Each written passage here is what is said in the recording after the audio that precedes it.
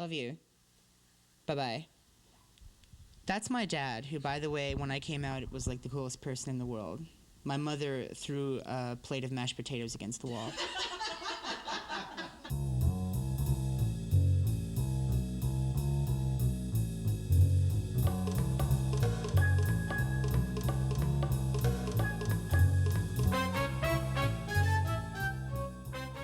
I've performed pretty much in about 30 states, all told. And I have never felt so uncomfortable in my entire life. I have never felt so unwanted in my entire life. So I don't know how everybody else felt. I could see people laughing, but for some reason, I was like literally about ready to break out into a cold sweat. I was so just like scared and nervous. And for for performing as long as I have, that's the first time I felt that in at least 10 years. There's a very angry father. Wait, what did he say? What did they say? No. He came up to me and he is like, who is in charge of this mess?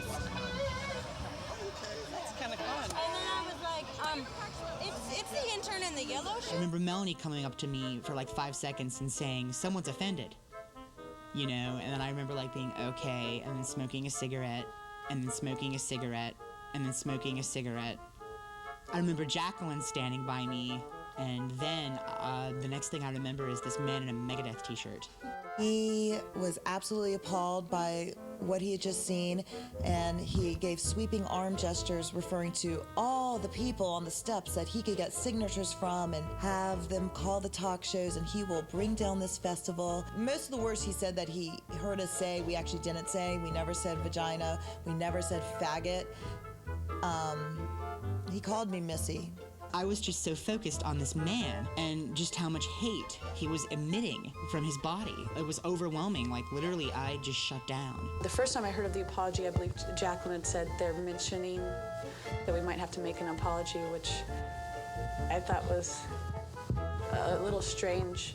I did not want to apologize, because I feel like it's freedom of speech, A. B, we're artists.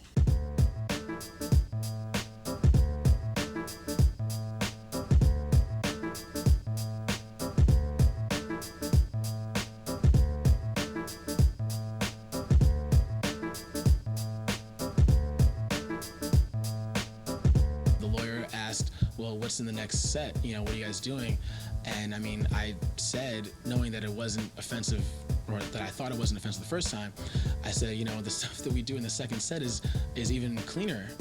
I don't know, maybe would you get offended by one of the things we do? It's Al Sharpton is president of the United States. We even joked before the lawyer came by and said, what, are we going to be offended by like a black president? That was the last ditch effort to put something up, and at that moment we were told, no, don't do it. It's your apology will be your spot, is what was said.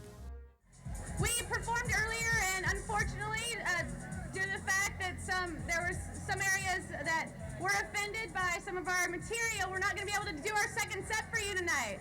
But we want to thank Piccolo Spoleto for having us down here. We want to thank Ellen and Allison and the city of Charleston for being so hospitable to us.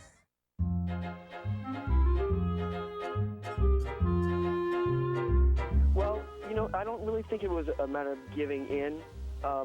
There were a lot of things at stake for Piccolo Spoleto and the city. This man was threatening arts funding.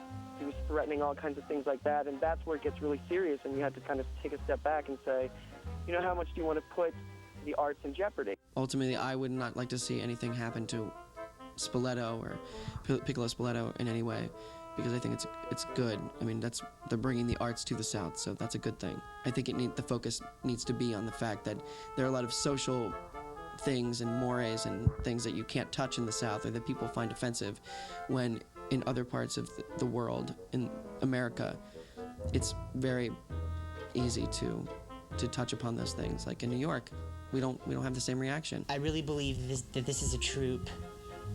We're all in this together, and I was not about to let one person go up and do it alone. If we do anything, we do it together.